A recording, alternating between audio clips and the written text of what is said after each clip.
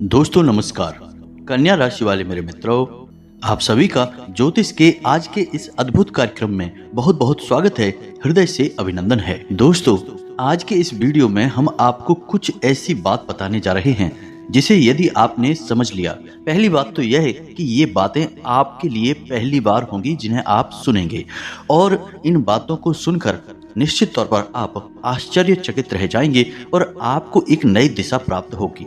दूसरी बात यह है कि इन बातों को यदि आपने समझ लिया तो आपके जीवन में जो परेशानियां हैं, जो तकलीफें हैं, इन सब परेशानियों का समाधान आप स्वयं ही निकाल पाएंगे और आप समझ जाएंगे कि आखिर क्या कारण है जो आपके जीवन में इतनी परेशानियां हैं, इतने कष्ट हैं। अब इस बीच हम आपको बता दें कि कुछ ऐसी बातें भी हम आपको बताएंगे जो कि केवल आपके व्यक्तित्व के बारे में है, खुद के बारे में है और बेहद ही गुप्त हैं।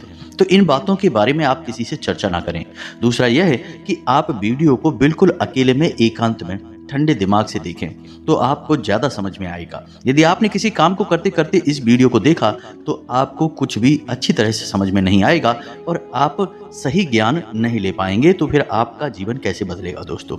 जी हाँ दोस्तों, तो बस आपको ठंडे दिमाग के साथ इस वीडियो को पूरा देखना है और हर बात जो इसमें हम बता रहे हैं उसे समझने का प्रयास करना है। हम आगे आपको बताने जा रहे हैं कि आप तो भगवान की पूजा पाठ करते हैं, सच्चे मन से उन्हें याद करते हैं, अपनी तकलीफें उन्हें बताते हैं, लेकिन भगवान आपके बारे में क्या सोचते हैं। और जब भगवान आपके बारे में सोचते हैं तो आपको कैसे पता चलेगा कि भगवान आपके बारे में क्या सोच रहे हैं और अब आपको इसके अनुसार अपने जीवन में क्या बदलाव लेकर आने हैं। आखिर भगवान की भाषा क्या होती है, आप कैसे भगवान से बात कर सकते हैं, बड़ा ही गहरा विषय है जो आज के इस वीडियो में हम आपको बताने जा रहे हैं।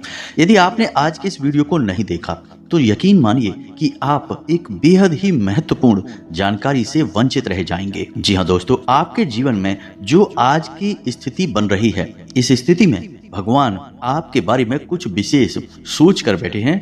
कुछ खास बड़ी घटनाएं आपके जीवन में घटित होने वाली हैं, लेकिन यदि आपने भगवान के द्वारा दिए जाने वाले संकेतों को नहीं समझा, भगवान की भाषा को नहीं समझा, तो आप निश्चित तौर पर वही गलतियां करते रहेंगे जो आप लगातार करते चले आ रहे हैं। फिर निश्चित तौर पर आप ना तो अपने जीवन में कामयाबी हासिल कर पाएंगे और ना ही भगवान की कृपा आपको प्राप्त हो पाएगी। तो बस ठंडे दिमाग से आपको वीडियो पूरा देखना है और हर एक बात जो हम बता रहे हैं उसे समझने का प्रयास करना है। तो चलिए दोस्तों, बिना समय गवाए आज के इस वीडियो को प्रारंभ करते हैं और बताते हैं कि क्या फैसला है जो भगवान ने आपके लिए लिया है और आपको इस फैसले के अनुसार अपने जीवन में कौन से जरूरी बदलाव लेकर आने चाहिए। अब शर्त यहाँ पर यह रहेगी कि आपके अंदर यदि धैर्य की हिम्मत है, यानी कि समय देने का साहस है, तभी आप इस वीडियो को देखें, जल्दबाजी में बिल्कुल भी ना देखें। तो चलिए आज के इस वीडियो को प्रारंभ करते हैं, लेकिन इससे पहले आपसे एक निवेदन है कि कमेंट में पूरे भक्ति भाव के साथ, सच्ची श्रद्धा के साथ जय मां भद्रकाली कृपा करो 3 बार अवश्य लिखना दोस्तों। एक बार से काम नहीं बनता है। हमारे धर्म शास्त्रों में 3 का विशेष महत्व होता है दोस्तों। जैसे कि इस सृष्टि के निर्माण में त्रिदेव का महत्वपूर्ण योगदान रहता है। समय के भी 3 काल होते हैं, दिन के भी 3 पहर होते हैं और भगवान भोलेनाथ के हाथ में जो त्रिशूल है उसके भी 3 शूल होते हैं। तो 3 का बहुत अधिक महत्व है दोस्तों, धार्मिक महत्व है। इसी वजह से हम हर वीडियो में आपसे कहते हैं कि आपको एक बार नहीं 3 बार लिखना है, जय मां भद्रकाली कृपा करो। आप यकीन मानिए कि आप सच्चे भाव से यदि इस क्रिया को करते हैं तो यही आपकी पूजा बन जाएगी, आराधना बन जाएगी और मां भद्रकाली आपके हर एक कष्ट को हर लेंगी और आपके जीवन में कृपा और आशीर्वाद भेज देंगी। तो सबसे पहले आप इस कार्य को करें। उसके बाद एक और छोटा सा निवेदन है आपसे कि यदि आप चैनल पर पहली बार आए हैं तो चैनल को सब्सक्राइब करके बगल में जो घंटी का निशान है उसे अवश्य दबा दें दोस्तों। इससे हमारा बहुत अधिक मनोबल बढ़ेगा और हम दुगनी मेहनत से आपके लिए ऐसे ही सूक्ष्म और ज्ञानवर्धक वीडियो लेकर आते रहेंगे। जी हाँ दोस्तों, तो चलिए सब्सक्राइब कर दीजिए, फिर आगे बढ़ते हैं। जी हाँ दोस्तों, तो चलिए शुरू करते हैं। दोस्तों, एक बात जो हम आपको बता दें, और यह थोड़ी सी कड़वी बात हो सकती है, शायद सुनकर आपको अच्छा न लगे, झटका लगे। सबसे पहले हम आपको बता दें कि आपकी राशि के जातकों के जीवन में जो परेशानियां होती हैं, जो भी कष्ट होते हैं, उन परेशानियां, उन कष्ट के लिए सबसे अधिक जिम्मेदार आप स्वयं ही होते हैं। आपको लगता ऐसा है कि कोई बाहर का इंसान कोई अपना ही या कोई पराया इंसान आपको किसी न किसी बात से परेशान कर रहा है, या आपके जीवन में परेशानियां चल रही हैं, उतार चढ़ाव चल रहे हैं। हाँ, थोड़ा बहुत दूसरों के द्वारा निर्मित की गई परेशानियां और कष्ट होते हैं, लेकिन कई ऐसी समस्याएं हैं, कई ऐसी परेशानियां हैं जिन्हें आप स्वयं ही न्योता दे देते हैं, अपने जीवन में आमंत्रण दे देते हैं और आप अनजाने में ऐसा करते हैं। दोस्तों, आपको अपने व्यवहार पर नियंत्रण नहीं रहता है, इस वजह से आपको ऐसी परिस्थितियों का सामना करना पड़ता है। तो अब इस बात को सुनकर आपको शायद ऐसा मन में प्रश्न उठेगा कि आप भला अपने आप को परेशान क्यों करेंगे। आपके मन में ऐसी बात आ सकती है कि भाई आप अपने आप को परेशानी में क्यों डालेंगे, ऐसा कोई जानबूझकर करता है क्या। लेकिन दोस्तों, हम आपको बता दें कि आप ऐसा निश्चित तौर पर करते हैं। जी हाँ दोस्तों, आपके स्वभाव में कुछ बहुत बड़ी खामियां हैं, कुछ बहुत बड़ी परेशानियां हैं जिनको लेकर आप हमेशा परेशान रहते हैं, विचलित रहते हैं। जी हाँ दोस्तों, तो कौन सी हैं वो परेशानियां, आप ध्यान से सुनिए। सबसे पहली परेशानी कि आप भले और बुरे लोगों के बीच कभी भी फर्क पता नहीं लगा पाते हैं। आप एक भावुक इंसान हैं, यह छोटी बात नहीं है, बहुत बड़ी बात है, और इसी की वजह से आप असल में हर रिश्ते नाते में फंस जाते हैं। आपका दुरुपयोग होता है। आप जिसको अपना हमदर्द मानते हैं, आप सच्चे दिल से जिससे प्रेम करने लगते हैं, आपको पता चलता है कि अरे यह तो बहुत बड़ा धोखेबाज निकला। समय आने पर इसने आपका बिल्कुल भी साथ नहीं दिया और इसने तो आपको बहुत बड़ी मुसीबत में डाल दिया, आपका दुरुपयोग किया, आपसे रुपए मांग लिए, आपकी मदद मांग ली, बाद में जब आपको जरूरत पड़ी तो आपके लिए बिल्कुल भी नहीं आया। तो जब आपको ऐसा पता लगता है तो फिर आप दुखी हो जाते हैं, परेशान हो जाते हैं, फिर सोचते रहते हैं उसी इंसान के बारे में और आपको लगता है कि इस इंसान ने आपको बहुत कष्ट पहुंचाया। ठीक ऐसा ही दोस्तों उन लोगों के साथ भी होता है जिन्हें आप अपना शत्रु मानते हैं। इसका उल्टा भी होता है, जिन्हें आप अपना शत्रु मानते हैं लेकिन वो असल में आपके हमदर्द हैं, लेकिन आपको उनकी बातें अच्छी नहीं लगती हैं, आपको उनसे चिढ़ होती है, उनकी कही हुई हर एक बात आपको चुभने लगती है, लेकिन असल में होता उल्टा है। वे आपके हमदर्द हैं। हो सकता है कि वे आपकी थोड़ी बहुत आलोचना करते हैं, आपके कार्यों में कमियां निकालते हैं, लेकिन वे आपको देख रहे हैं, आप पर नजर रख रहे हैं, आपकी चिंता करते हैं। तो आपके अंदर जो कमियां हैं उन कमियों को बताते हैं तो आप चिढ़ जाते हैं और आप उनसे दुश्मनी मोल ले लेते हैं।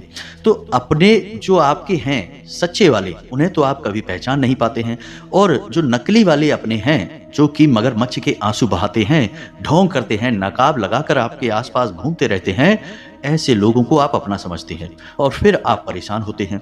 इधर भी आपको परेशानी मिलती है और उधर भी आपको परेशानी मिलती है। तो ऐसी स्थिति में आप खुद अपनी परेशानियों के जिम्मेदार हुए या नहीं हुए, आप स्वयं विचार करिए। दोस्तों, बात बहुत सामान्य तौर पर हमने कही है लेकिन बहुत बड़ी है। दोस्तों, यदि आप सच्चे इंसान को पहचानना सीख जाएं तो आपके जीवन से आधी से ज्यादा परेशानियां दूर हो जाएं। आपका दिल कभी नहीं टूटेगा, आप दुखी कभी नहीं होंगे। और आपके अंदर एक खूबी है कि यदि आप दुखी हैं तो आपका फिर किसी भी काम में मन नहीं लगता है और आप उतनी अच्छी तरह से कोई भी कार्य नहीं कर पाते हैं, आपके निर्णय उतने मजबूत नहीं होते हैं। हमेशा आपका ऊर्जा का स्तर गिरा हुआ रहता है और आपके अंदर नकारात्मकता घर करने लगती है, फिर आपको हर बात बुरी लगने लगती है, जीवन भी बुरा लगने लगता है। तो थोड़ा आपको इस पर कार्य करना है। तो आप कैसे पहचानेंगे? तो दोस्तों, आपके अंदर एक छोटी सी कमी और भी है कि जब कोई इंसान आपकी बात काटने लगता है, आपका विरोध करने लगता है, तो अचानक से आपको क्रोध आने लगता है। और जब आपके मन में क्रोध उत्पन्न होता है दोस्तों, तो आपका जो बौद्धिक बल है वह कमजोर पड़ जाता है, यानी आपकी विचार करने की क्षमता कमजोर पड़ जाती है। फिर आप भावना में बहकर जवाब देने लगते हैं और आप सही आकलन नहीं कर पाते हैं कि यह इंसान ऐसी बात क्यों कह रहा है, आपकी बात काट क्यों रहा है, आप में कमी निकाल क्यों रहा है। तो ऐसे में आपको अपने स्वभाव पर नियंत्रण करना है। जब कोई आपकी बात काट रहा है तो आपको क्रोधित नहीं होना है, रुक जाना है, ठंडे दिमाग से विचार करना है और उसके द्वारा कही गई बात को पूरी तरह से समझने का प्रयास करना है कि आखिर इसने ऐसी बात क्यों कही है। अगर आप यह करेंगे तो आप यकीन मानिए कि आप जिन्हें अपना शत्रु समझ रहे हैं, ऐसा समझते हैं कि ये आपके विरोधी हैं, हमेशा आपके अंदर कमियां निकालते हैं, कुतर्क करते हैं, असल में उनके ही अंदर आपको अपने हमदर्द मिल जाएंगे। जी हाँ दोस्तों, यानी आपके शत्रुओं के अंदर आपको अपने मित्र मिल जाएंगे, अपने प्रेमी मिल जाएंगे। और ठीक इसका उल्टा भी है दोस्तों, जो लोग आपकी हर वक्त हाँ में हाँ मिलाते रहते हैं, आपकी चमचागिरी करते हैं, झूठी तारीफें करते हैं, आप वहां पर भी पिघल जाते हैं, भावुक हो जाते हैं और उनकी बातों में आ जाते हैं, उनकी हर बात को सत्य समझने लगते हैं। वहां पर भी आपको अपने ऊपर नियंत्रण रखना है, भावनाओं में नहीं बहना है। और जब वो आपसे कोई बात कह रहा है, आपकी तारीफ कर रहा है और आपको विचार करना है। आप खुद इतने बुद्धिमान हैं कि आसानी से पता लगा लेंगे कि इस इंसान ने आपकी यहाँ पर झूठी तारीफ की है। वहीं उसकी पोल खुल जाएगी और आप समझ जाएंगे कि यह एक धोखेबाज इंसान है, ये स्वार्थ सिद्ध करने के लिए आपसे जुड़ा हुआ है, तभी आपकी अनाप शनाप तारीफें कर रहा है और आपसे अपना मतलब सीधा करना चाहता है। ये 2 काम यदि आप करने लगेंगे, आप निश्चित तौर पर अपने 50% से ज़्यादा यानी आधी से ज़्यादा अपनी तकलीफों को अपने हाथों से दूर कर पाएंगे। दोस्तों, हम गारंटी देते हैं। बस यहाँ पर आपको सबसे बड़ा कार्य यही करना है कि कोई आपसे कुछ भी कहे, आपको तुरंत उसका जवाब नहीं देना है, तुरंत अपने मन में कोई विचार नहीं लाना है, थोड़ा रुक जाना है, फिर उसके बाद सोचना है कि ऐसा इसने क्यों कहा, ऐसा इसने क्यों किया, कारण क्या था। जब आप विचार करेंगे तो आपको सारी बातें स्पष्ट तौर पर समझ में आ जाएंगी। इसी के साथ साथ दोस्तों, आपको हम बता दें कि आपके अंदर एक और बहुत बड़ी कमी है। इस कमी को आपको बताना बहुत आवश्यक है और वह कमी यह है कि आप आलसी हो जाते हैं। वैसे तो आप बहुत मेहनती हैं, लगन के साथ काम करते हैं और जब आप काम करने पर उतारू हो जाते हैं तो आपसे बेहतर कोई कार्य कर ही नहीं सकता है। आपकी कार्य क्षमता बहुत ही अद्वितीय है, ये बात आप यकीन कर लीजिए दोस्तों। लेकिन अच्छाई के साथ हमेशा बुराई भी होती है। तो जहां आप एक बेहतरीन कार्यकर्ता हैं, वहीं आपके अंदर एक खामी यह है कि यदि आप आलस करने पर आ जाएं, कार्य को टालने पर आ जाएं, तो आप काम को इतना ज़्यादा टाल देते हैं, इतना ज़्यादा आलस दिखाते हैं कि फिर आप ऐन समय पर कार्य करने के लिए खड़े होते हैं, तब तक बहुत देर हो जाती है और आप कार्य में पिछड़ जाते हैं। आप याद करके देखिए दोस्तों हमारे कहने से कि आपने कई बार कार्य को इतना टाला कि अंत में जाके आप उस कार्य को सही समय पर कर ही नहीं पाए और वहां पर आपको असफलता मिल गई। कई जरूरी से जरूरी कार्यों को भी आप टालने लगते हैं, आलसी हो जाते हैं। बहुत बड़ी कमी है दोस्तों। आपको यहाँ पर भी विचारशील बनना है, समझना है अपने जीवन में कि कौन से कार्य जरूरी हैं, उन्हें सबसे पहले करना है, उनमें भूल कर भी आलस नहीं करना है, और जो कम जरूरी कार्य हैं उनमें आप आलस कर भी सकते हैं। दोस्तों, विचारशील बनेंगे तो ही आप इस कमी से दूर हो पाएंगे।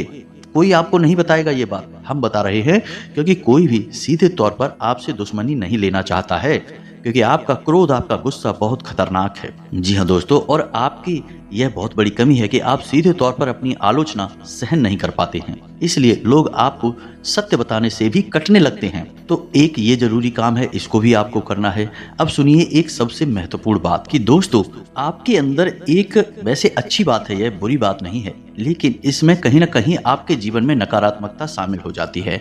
तो ध्यान से सुनिए कि आपकी एक बड़ी आदत क्या है कि आपके अंदर छल कपट की भावना नहीं है। आप झूठ को सहन नहीं कर पाते हैं और अपनी बात सीधे तौर पर लोगों के सामने रख देते हैं, यानी सत्य का साथ देते हैं और सीधे तौर पर अपनी बात लोगों के सामने रख देते हैं।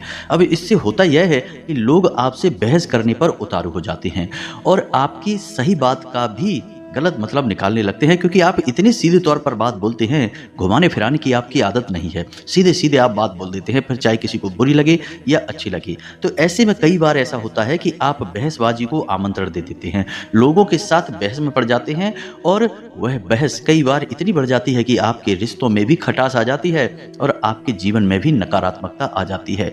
कभी कभी तो बहस इस हद तक चली जाती है कि वह झगड़े का रूप भी ले लेती है। तो यहाँ पर आपको थोड़ा सा चतुराई से काम लेना सीखना होगा। ज्यादा सीधेपन से भी काम नहीं चलता है और आपके मन में सत्यता है, आप उसे बनाकर रखिए, लेकिन दुनिया में उस सत्यता का प्रदर्शन करने की कोई आवश्यकता नहीं है। आपको किसी से बहस नहीं करनी है। कोई झूठ बोल रहा है, गलत काम कर रहा है, उसे करने दो, आपको इससे कोई मतलब नहीं है दोस्तों। आप यदि उसे सुधारने में लग जाएंगे तो वह सुधरेगा तो नहीं, लेकिन आपके साथ बहस करेगा, झगड़ा करेगा और आपका भी जीवन, समय और दिमाग सब खराब कर देगा। तो यहाँ पर आपको थोड़ा सा सतर्क रहना है और कब लोगों से बातें करते करते, चर्चा करते करते बीच में से हट जाना है, यह आपको समझना होगा। याद रखिए दोस्तों कि जंगल में सबसे पहले वही पेड़ काटे जाते हैं जो एकदम सीधे होते हैं। तो थोड़ा सा झुकाव भी जीवन में आवश्यक है, थोड़े से टेढ़े मेढ़े भी बन जाइए दोस्तों। ये समय की मांग है, दूसरों को हानि पहुंचाने के लिए नहीं, अपनी रक्षा करने के लिए। दोस्तों यकीन मानिए, भगवान श्री कृष्ण ने भी तो मानव को यही संदेश दिया है कि जब काम सीधे तौर पर ना बने तो थोड़ा सा चतुराई का साथ देना चाहिए, चतुर बन जाना चाहिए। तो ये सारी बातें थी कि आपको कहाँ कहाँ सुधार की आवश्यकता है। वैसे तो और भी बहुत सारी बातें हैं दोस्तों, लेकिन उन सबको करने लगे तो वीडियो बहुत लंबा हो जाएगा। तो जो जरूरी बातें थी वो हमने आपको बता दी हैं, आप इन पर कार्य करिए, निश्चित तौर पर बदलाव आएंगे। अब हम आपको बता दें कि आपकी राशि चक्र की एकमात्र ऐसी राशि है जो भगवान की बहुत अधिक प्रिय होती है। जी हाँ दोस्तों, हम अपने पिछले कई वीडियो में भी इस विषय पर आपको बता चुके हैं, संकेत दे चुके हैं, लेकिन अब हम आपको बताने जा रहे हैं कि वे कौन से संकेत होते हैं, मुख्य संकेत होते हैं, जिनसे आपको यह पता लग जाएगा कि भगवान आपको बहुत अधिक प्रेम करते हैं, आपकी बात सुनते हैं और आपको भगवान की शरण में जाना चाहिए, तभी आपका उद्धार होगा। अब यहाँ पर गौर करने वाली बात यह है कि कुछ लोगों के मन में यह भी प्रश्न उठ सकता है कि किस भगवान की शरण में चले जाएं। तो हम आपको बता दें कि आप किसी भी भगवान की शरण में जाएं जो आपके आराध्य हैं, उनकी शरण में जाएं, आपका काम बन जाएगा, आपकी जिंदगी बदल जाएगी। अब भगवान सब एक ही हैं, सभी शक्ति के स्वरूप हैं, बस उनके नाम और रूप अलग अलग हैं, लेकिन वो सब अंत में एक ही हैं। तो आप अपने मन में बिल्कुल भी शंका ना लाएं कि हम हनुमान जी की पूजा करें, भगवान भोलेनाथ की, कृष्ण जी की पूजा करें, राम जी की पूजा करें या फिर माता की पूजा करें। बिल्कुल भी कोई संकोच ना लाएं। आपके मन में जिसके लिए भी भाव उत्पन्न होते हैं, भावनाएं होती हैं, आप उनकी सच्चे मन से पूजा आराधना शुरू करें और आप देखेंगे चमत्कार होंगे। जी हाँ दोस्तों, तो आप ध्यान से सुनिए कि आपके शरीर में कौन से वो जगह हैं जहां से आपको ये संकेत मिलेंगे कि भगवान आपको बहुत अधिक पसंद करते हैं, आप उनके बहुत प्रिय हैं और वो आपको बुला रहे हैं, आपकी जिंदगी बदलना चाहते हैं। तो दोस्तों, आपके शरीर से जुड़ी 5 ऐसी जगह हैं जहां से भगवान आपको तरह तरह के संकेत देते हैं। जी हाँ दोस्तों, तो ध्यान से सुनिए। सबसे पहले आपकी कमर के निचले हिस्से में आपको दर्द रहना शुरू हो जाएगा। यदि आपको दर्द होता है तो आप समझिए कि भगवान की सकारात्मक ऊर्जा आपके अंदर प्रवेश करना चाहती है या कर चुकी है। अब यहाँ पर दर्द क्यों होगा दोस्तों? तो आप समझिए कि इंसान के शरीर का सबसे निचला चक्र मूलाधार इसी स्थान पर होता है और यह मूलाधार जो चक्र है यह आपको भौतिकवादी बनाता है। जी हाँ दोस्तों, यानी कि सुख सुविधाएं और ऐश्वर्य को भोगने के लिए प्रेरित करता है। तो ऐसे में जब ईश्वर की शुद्ध सकारात्मक निर्गुण ऊर्जा आपके अंदर प्रवेश करती है तो सबसे पहले आपको यहीं पर पीड़ा होनी शुरू हो जाती है। यहीं पर आपको हल्का हल्का सा दर्द रहना शुरू हो जाएगा। कभी कभी तेज होगा, कभी कम होगा और कभी गायब भी हो जाएगा। अब जब दर्द आपको होगा तो आप दवाई भी ले लेंगे, तब भी आपको राहत नहीं मिलेगी, एक बेचैनी सी रहेगी। तो आप समझिए कि यदि यहाँ पर आपको दर्द होता है तो आप समझ जाइए कि भगवान आपको बुला रहे हैं, आपको बहुत प्रेम करते हैं। अब कुछ लोगों के मन में यह प्रश्न आएगा कि कोई बीमारी होगी तो दोस्तों आप चेकअप कराएंगे, डॉक्टर के पास जाएंगे, बीमारी कोई भी नहीं निकलेगी, लेकिन दर्द लगातार बना रहेगा। जी हाँ दोस्तों, यह प्रमाण होगा। दूसरा स्थान है आपके माथे पर, आपकी भौं के बीचों बीच। जी हाँ दोस्तों, जिसे हम आज्ञा चक्र कहते हैं। अब आज्ञा चक्र, जैसा कि इसका नाम है कि आज्ञा दी जाएगी आपको, तो आज्ञा से संबंधित जो भी क्रियाएं हैं वे क्रियाएं इसी चक्र से नियंत्रित होती हैं। अब जब आप स्वयं को आज्ञा दे रहे हैं कि आज मैं ये काम करूंगा, आज मैं यहाँ जाऊंगा, वहां जाऊंगा, इसी बीच ईश्वर की शुद्ध सकारात्मक ऊर्जा आपके शरीर में प्रवेश कर जाती है और वह आपसे कुछ और करवाना चाहती है, पूजा पाठ कराना चाहती है, ईश्वर का नाम लेना चाहती है, लेकिन आप उसकी सुन नहीं रहे हैं। तो ऐसे में क्या है, एक खिंचाव उत्पन्न होता है। आप भौतिकवादी हैं और आध्यात्म आपको खींच रहा है, ईश्वर आपको खींच रहे हैं।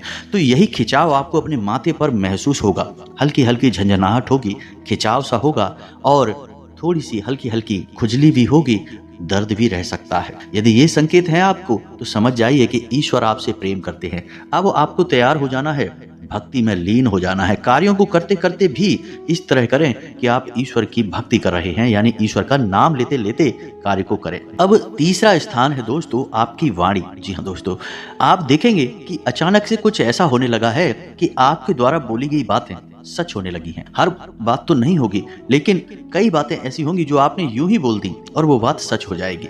यदि ऐसा हो रहा है तब भी आप सतर्क हो जाइए। चौथा स्थान है आपके विचार। अब आपने किसी के बारे में कुछ बोला नहीं, बस मन में सोच ही लिया और वह घटना भी यदि घट जाए, ऐसा भी हर बार नहीं होगा, अक्सर कई बार होगा, लेकिन स्पष्ट तौर पर नहीं होगा। आपके मन में बस जरा सा विचार आएगा और वह विचार सत्य हो जाएगा। जी हाँ दोस्तों, यह भी एक बहुत बड़ा संकेत है। और आखिरी संकेत है आपके सपने। आपके मन में जो भी विचार चल रहे हैं, आपके मन में कोई उलझन है, तो उन विचारों का, उन उलझनों से संबंधित कोई समाधान आपको सपनों के माध्यम से मिल जाएगा। जी हाँ दोस्तों, जैसे आप कुछ ऐसी परेशानी में उलझे हुए हैं कि आपको कुछ समझ में नहीं आ रहा है, आप ईश्वर का नाम लेके सोएंगे कि प्रभु हमें इस परेशानी से बाहर निकालिए, और सपने के माध्यम से आपको कुछ ना कुछ ऐसा संकेत मिलेगा जिससे आपको समाधान मिल जाएगा। या फिर सपने के माध्यम से कई ऐसी भविष्य की घटनाएं आपको आभास करा देंगी जो होने वाली हैं, और आपको पहले ही उनका पूर्वाभास होने लगेगा। ईश्वर से जुड़े हुए संकेत भी आपको मिल सकते हैं। आप जिनको पूजा पाठ करते हैं, जो आपके आराध्य हैं, उनसे जुड़े हुए भी कुछ संकेत आपको मिल सकते हैं।